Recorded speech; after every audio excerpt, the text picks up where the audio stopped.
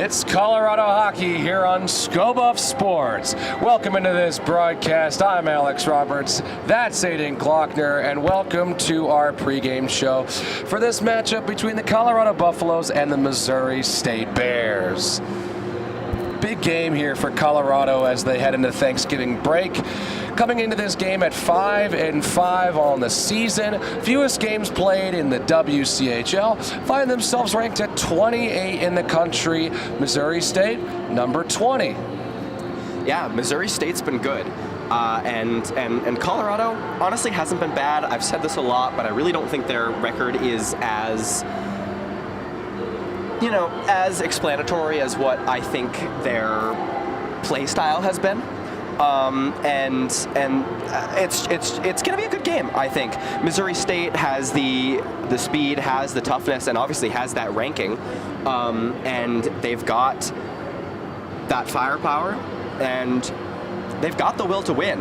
They're in sixth in the WCHL. Colorado ninth, just above GCU, I believe. And it's an important game for both teams, really.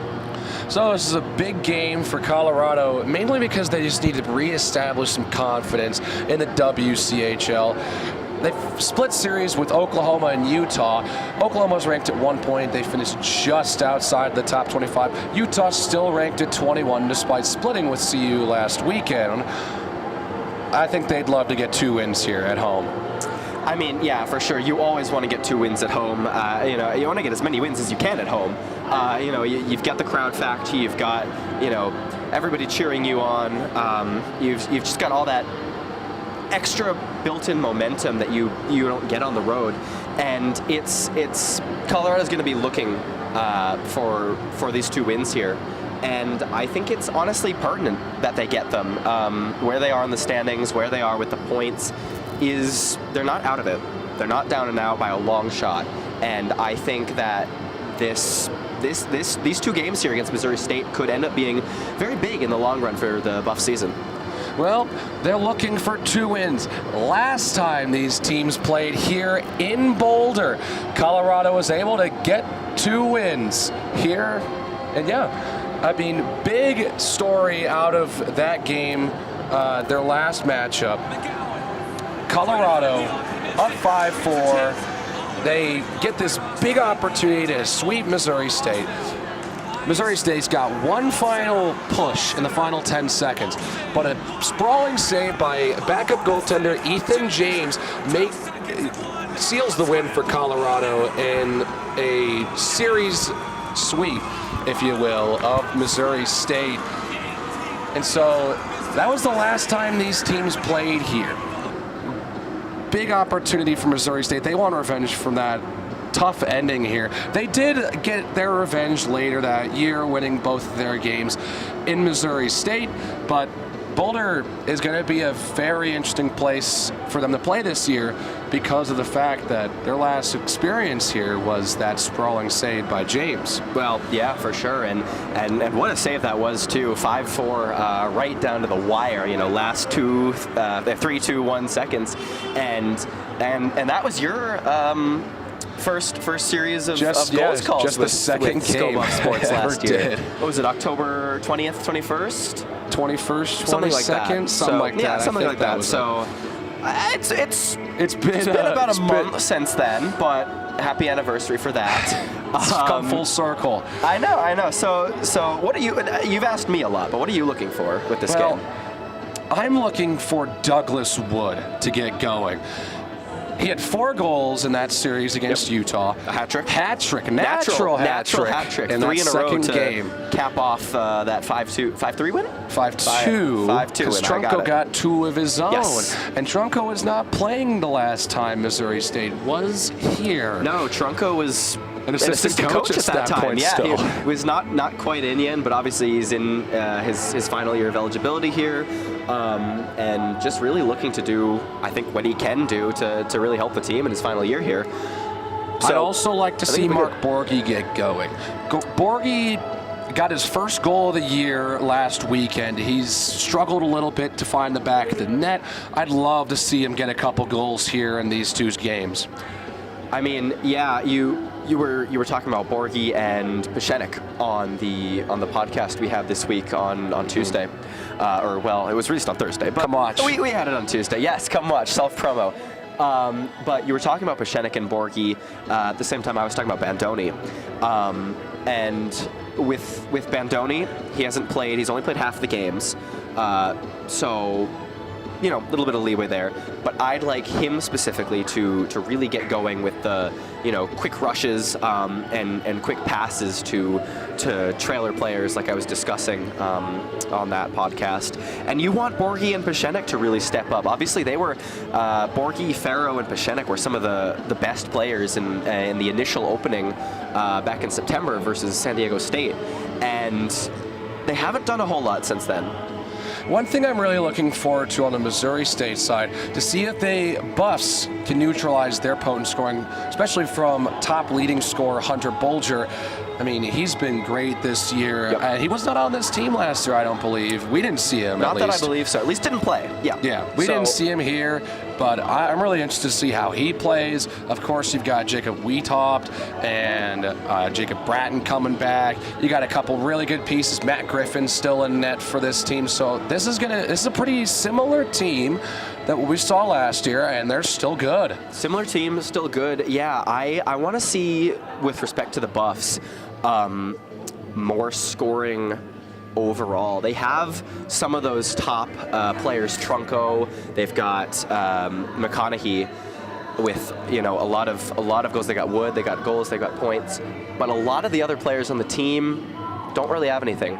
So I want to see that kind of like that spread of wealth. It's the exact opposite as the D2 team that we just covered. D2, lots of goals from a lot of people, but not a whole lot for each of them. And here, you know, the top 5 or so have a lot of points, but it kind of really drops off after there. Yeah, so they need big production from their top scorers, but I think depth scoring is a big must for them in this series. One player, honestly, I want to look at for this game is Marcinkevičius. Yes. I think number 26, Rapulis Marcinkevičius. He's been playing good. I've really liked how he's played. Hasn't really gotten on the score sheet that much, but I've really liked how he's played. And I think his style of play could fit very well against this Bears team. Well, I think it's time to play some hockey. Enough deliberating over the game. Let's get to the game. Just a little over 3 minutes to go until puck drop. Stay tuned here on ScoBuff Sports. You don't want to miss it. I'm Alex Roberts. That's Aiden Glockner.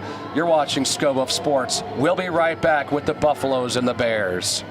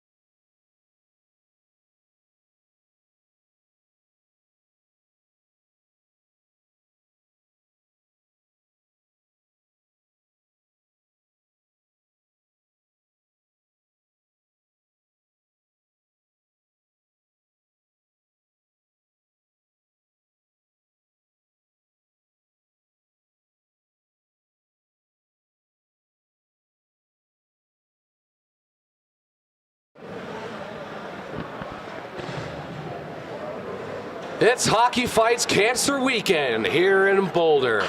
The Buffaloes take on the Bears in a massive WCHL matchup. Colorado and Missouri State on Hockey Fights Cancer Weekend here in Boulder. Yeah, we've got, I mean, there's purple everywhere. We've obviously got the sign we're focused on right now, but behind the bench we've got streamers. Along the railings here on the seats. Yep. We've got balloons everywhere. We ourselves have the ribbon pins They've on. dropped those at every seat, and they have a QR code that takes you to the site to support the cause. Yep, those are all around, and what a good cause it is. Hockey Fights Cancer. CU Buffs here. Mostly this D1 team, but really all three are in support. And so are we here at Scope of Sports. We've got the lavender, and we've got all sorts of stuff. Make sure to check out their website, and yeah, really great cause. So we'll be celebrating the cause all weekend long here at CU, and in the rec center they've decorated it very accordingly. It looks beautiful.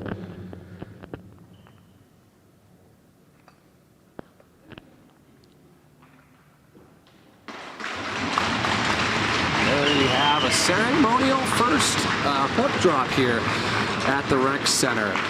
As you know, we're celebrating and uplifting Hockey Fights Cancer, a movement spurred by the NHL, which is now in its 25th season. And that's crazy. 25 is a really long time, and what a great organization to be able to stay here for 25 years, you know? And you'll be able to see the well-known lavender to the right of the scoreboard when we get into the game, and you just see it all around the rec center today with streamers and the decor. And fans here tonight and tomorrow have been encouraged to wear purple to show their support. You can visit nhl.com/community/hockeyfightscancer to learn more. Then I really like the touch by the CU coaching staff as well. We've got coaches and assistant coaches in varying shades of purple. It's just really all out and a really good touch. Yeah, great cause. And we love to see this team really going all in with this celebratory night. So yeah.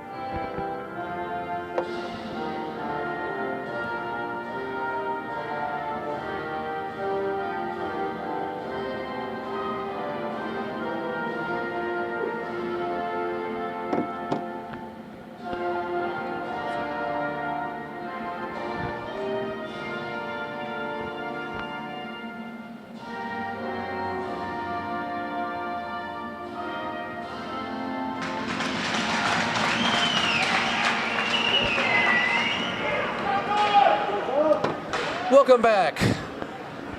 Here on Scope of Sports, Buffaloes and Bears just about to get started. I'm Alex Roberts, and I'm joined by Aiden Glockner here to start this broadcast. And what is the big key for CU's victory tonight? I've got two here tonight. I've got a structured defense. This Missouri State team is good, the Bears are good, and they know it. Colorado themselves have had some issues with the structure of their defense, and that's led to some just inopportune plays, some misses, and some losses. The UCO games are my big example of that. Other than that, just keep the pace up. Keep rolling your lines, and just keep on skating, because we have speed. Colorado has speed, and they have tenacity. They just don't always use it, and I want to see them do that. Buffaloes and Bears underway from the CU Rec Center. This is Joey Bacardi off the faceoff, and he'll give it to Levi Wright. Up ahead to Evan Ross. Now a steal from Pachetic. He puts it on, and the save is made. This one sets around the boards. Pachetic. He's got it in the corner. And now it's stuck in the boards. Gastel keeps it in. Loose puck in front. Trunko tried to hit that one out of midair. Doesn't really go his way. And it looks like Ross Jones in net for Missouri State tonight. Yeah, a good couple early seconds for the Buffs here. Nice first shift. They got one or two sort of chances on net and gave some pressure. So, good start. Liam O'Gwyn obviously in net for Colorado. The team's just better when he's in net. And that's what Jared and I said on the podcast. You asked, are they going to start Server or O'Gwen? And both of us agreed that we think it'll be O'Gwen to start with. You can always go to Server if you need for backup, but the team does seem to play better with O'Gwen in net, and that's what we're looking for here tonight and tomorrow afternoon on Saturday, 4 p.m. Just better play. O'Gwyn did not play in a single game against Missouri State last year, as Ethan James, of course, started both games here in the Rec Center, and I think he started both road games when this team was playing in Missouri. Yes, we'll definitely get into those previous games last year later on in the broadcast, but yeah, James started all of them, and James no longer on this team. Yeah, he's just not playing hockey this year for CU. Not sure exactly what the deal is, but not going to really question it too much. Meanwhile, here's George Issa giving it to Blake Blevins. And he gets knocked off the puck. And there's a whistle. And Issa's been one of those new players that I've really noticed has kind of really stepped up. I don't believe he has a ton on the score sheet, but George Issa has been similar to Marcin Kevicius, just really noticeable in on-ice play. And, well, the first power play of the game is upon us. Missouri State goes to the power play as Blake Blevins takes a penalty. And so Missouri State gets their first opportunity of the night. And Blevins took the first and early power play in that first game on the 10th. In Utah, in Salt Lake City last weekend, and I don't believe anything came of it as they get their first shot on goal there. I don't believe anything came of it in that game, but Blevins did get that first penalty and got a couple more in that game against Utah, so that's something I want him specifically to watch out for. You can be physical, you can use that body, and I'd love you to, you know, it's one of Colorado's strengths, but don't go too crazy about it and, you know, put yourself at a detriment. This one cleared out of the zone. Jones will grab it. He'll just lay it there for Blake Harper. Harper gets it up there for Hunter Bulger. Here's a shot pass to Clayton Dodd. It's just out of his reach. Dangerous there, though. That was a little bit open, and O'Gwen would not have been able to get over there. Here's Daw again into the Buff zone. He's worked off the puck by Farrow, and Harper has it now. Sends it around the boards. Daw will go get it and sends it down behind the net. He was looking there, but here's Daw. About a minute gone on the Blevins penalty. And there's a stoppage of play. Just a little under 3 minutes gone in this first period. Missouri State has dominated zone time, but that is thanks to a power play. Yeah, but Colorado honestly had a little bit of a good, it was a quick clear. They weren't really able to, you know, get it far out, but they were able to get Missouri State to have to tag up lest they be offside, and just keep going after that, you know. The little things that are good for defense. There's a shot and a save by Liam O'Gwyn. O'Gwen is usually on top of things. I think I've maybe watched one game with him in that he's had just a poor game. Usually O'Gwen is just marvelous in net, and there you go. We get a face-off. Good face-off win, or well, it's a win for Missouri State. It goes out of their reach, and so the Bears will have to recover. McCarty has it knocked off. Borghi to chase it down. He's got it in the Missouri State zone. He sends it behind the net. Trunko pressuring, trying to keep it down there, just out of his reach. Oh, that's unfortunate. That could have been 2 right there. Some really good penalty-killing work by Borghi and Trunco there, poking that puck off the Bears' stick and allowing them to. There's a shot that goes wide, man. Bacardi really he did not pull the trigger, and there's another penalty. And he waited a little bit on that shot, and it's an easy stop for O'Gwen. Yes, he definitely did, and this is unfortunate. That was a pretty clear and obvious tripping call, and this for Missouri State is where you want to take the lead, quick early lead, and they're giving you an opportunity to do so. So Quinn Kinney is in the box now for CU. It's a 5-on-3 for 15 seconds.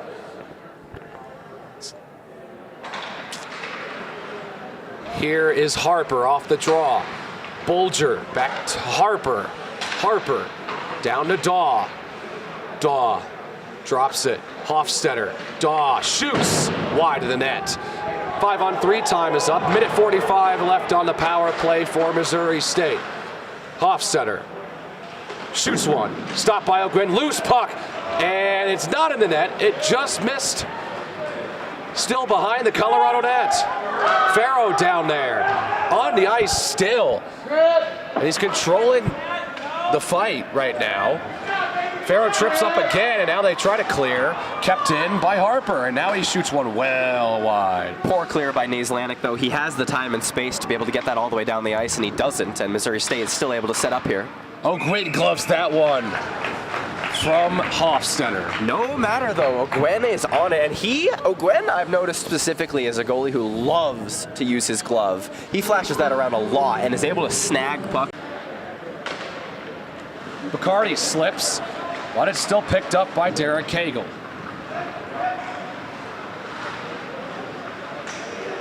Loose puck picked up by Cagle. Unfortunate, Bandoni had him there, just couldn't find the puck. Down low. Wiedopt gives it. Now back to Cagle. Gives. Baginski. Baginski's just doing a little pirouette. And now he shoots, and it's stopped by O'Gwen. Baginski again. Gets his own rebound, and he gives. Cagle shoots, and the save is made by Liam O'Gwen. 21 seconds left on the Bears' power play. A little over 5 minutes gone in the game.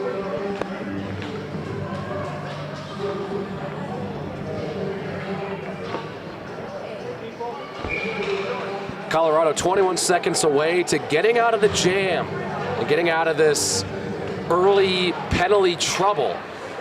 Bacardi off the draw. 15 seconds left. Bacardi gives. Now he has it back. Now Cagle waits. Try to get that one to Baginski. Too far for him. Time's up. Penalty over. Woods onto the ice after Kinney heads right to the bench. McConaughey gets taken off the puck. Here's McGowan. He shoots. Pad stopped by O'Gwen. Little poke there. Now here comes Dougie Wood. Wood moves in around Cagle, and he's knocked off the puck and slams into the boards. He's still down. And now the whistle. Wood is slow to get up. That was really tough. Back. Really tough hit there. They're going fast, and yeah, just a little bit of a shoulder hit, and I think he's just a little shaken up. Yeah, he looks fine, but Wood went. Maybe the wind just got knocked out. You're going really fast. He hits the boards directly on his side there, and I mean, I've skated on this ice before, and these boards are not forgiving. Like, no joke. Sometimes you're a speedster on the ice. Let me tell you that. Well, okay, yes, but that might just be because you can't skate. That is also true. But no, these boards, if you try to kind of even just hop yourself into them, there is no give on these boards. They're tough. Here's DiDomizio now. He shoots. Stick save by Jones. Kinney now finds DiDomizio again. Drops it off. Pass to Kinney is off the mark, and they'll have to chase it down. Here's Caleb Gold. Looking for DiDomizio off the stick.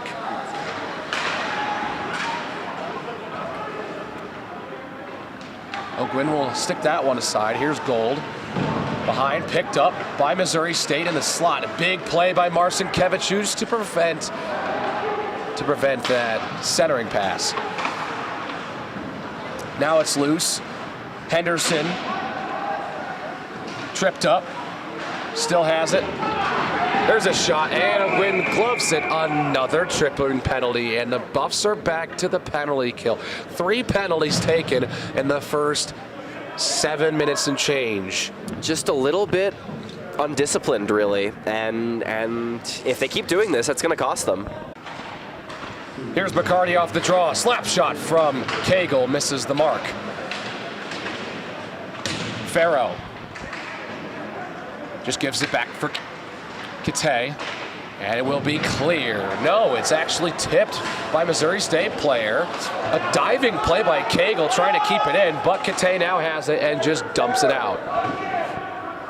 And fans not happy with. I did believe that was offside and not called, and no matter, it goes down to the Bears zone. But well, now here is Baginski trying to get that cross-ice pass. Now he's got McGowan. Back to Bacardi. Wiedopt in front of O'Gwyn. O'Gwyn makes a stop. Wiedopt can't get there. He cannot get the shot. He fans on the attempt, and the Buffs will clear. And Wiedopt was one of those leading scorers in those 4 games for the Buffs last season. Bandoni around the back of the Bears net. Bandoni with some great penalty-killing effort, just complete possession of the puck in the offensive zone there. And he just clears it down. Jones just settles it down. And that's that type of skating and puck possession I want to see him utilize on offense. If he can clearly do it for the penalty kill, use it on offense. Here's Bolger. He shoots wide of the net. And now Harper will have to go chase it down with 30 seconds left on the power play. Daw. He's got it. It's stuck right around the blue line, not in the Colorado zone. It's popping up now in the Colorado zone. Hofstetter on the board with Gosnell. And now Daw gives it right to Harper. Harper has it blocked by Trunco, and now here comes opportunity, and Trunco blows a tire. Unfortunate. He had wide open ice there. Yeah, he had Blevins coming in there as well. And that was the opportunity for Colorado shorthanded. Last shot of the power play, and the Buffs are 3 for 3 on the penalty kill. Absolutely amazing third penalty kill there, though. Sometimes you can lose your composure 3 in a row. It's tough, but Bandoni some efforts, Trunco some efforts. Another whistle, and I think another penalty, this one on Blevins, as him and Harper went down to the ice. Yeah, it's going to be on Blevins, and it's a 4th penalty on the Buffs in this first 9.5 minutes. So they've already killed 6 minutes. They're going to have to kill 2 more. I'm sorry. I know I'm supposed to not be biased here, you know, but like, that one was weak. That one was weak. Bacardi off the draw. Gives it back to Cagle. Bacardi waits. Bacardi moves in. Bass Foy. Now Cagle across. That's Baginski.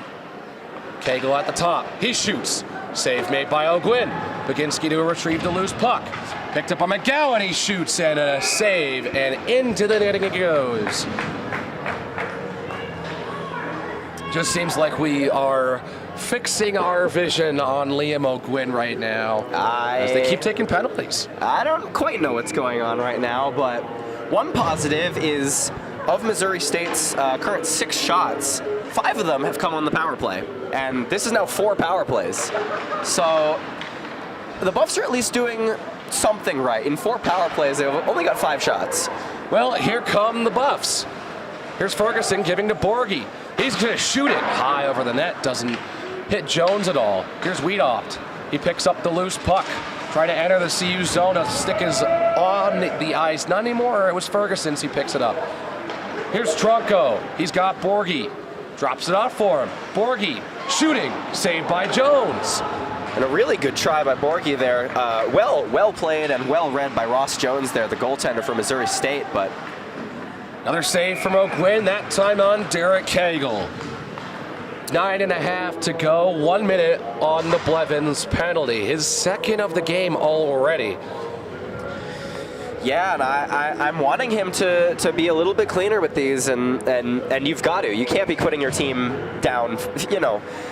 Obviously, he's only been the cause of 2 of them, but 4 penalty kills to start this period. I don't know if the Buffs have had more than 10 seconds in Missouri State's zone, and we're over halfway through the first period. Well, here's Hofstetter in the corner. Hofstetter passes back to Bulger. Cross to Daw. Daw, cross ice. Hofstetter shoots wide. Daw picks it back up. Try to get that centering pass, and CU cannot be able to clear. Harper keeps it in. Gets it to Clayton Daw. Here's a shot and a save by O'Gwyn. Another one. This one's cleared by Bandoni. Pashenik to apply some pressure on Jones. He'll send it around. Bandoni's over there. Bandoni, he's can't get enough. Unfortunate. Well, he realized that a little bit too late. Yeah, that was wide open. I think Jones kind of knew that and was able to get back in net. Here's Hofstetter trying to get that pass there. It's loose and can't be put home. 2 seconds and 1. O'Gwyn covers, and that's the end of the penalty. 4 penalty kills for the Buffs. 8.5 to go in the first. Really good stick there by Quentin Kinney, number 17 for the Buffs. There's his broken stick. I think that might be why.